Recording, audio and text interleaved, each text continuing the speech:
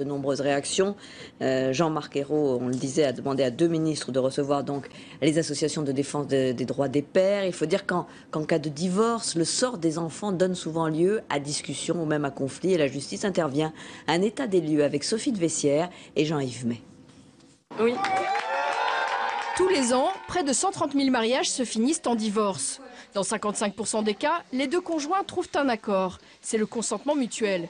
Mais faute d'entente entre les deux parties, c'est un juge qui arbitre et fixe les règles.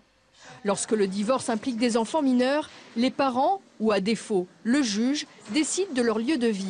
En général, la résidence principale est fixée chez la mère, mais dans 15% des cas, c'est l'alternance qui est décidée. La résidence chez le père ne représente que 8% des situations. Une fois le divorce prononcé, les contentieux peuvent cependant ressurgir et ils concernent en général les enfants. Cette avocate spécialisée en droit de la famille a constaté depuis quelques années une hausse des affaires. 2 raisons principales à mon sens. La première, c'est une mobilité professionnelle, géographique. Et la deuxième, c'est la recomposition de la famille. Les gens se remarient, les gens font d'autres enfants. Il faut ainsi redéfinir le droit de visite et d'hébergement de l'enfant issu de la première union.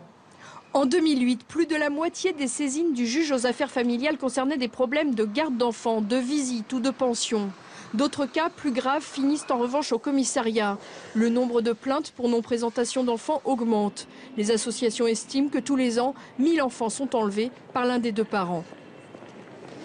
Et un drame à Montrouge ce matin en région parisienne. Une jeune automobiliste a été la cible de tirs d'armes à feu alors qu'elle rentrait dans le parking de sa résidence. Plus d'une dizaine d'impacts de balles ont été relevés sur sa voiture. La victime a été hospitalisée dans un état grave.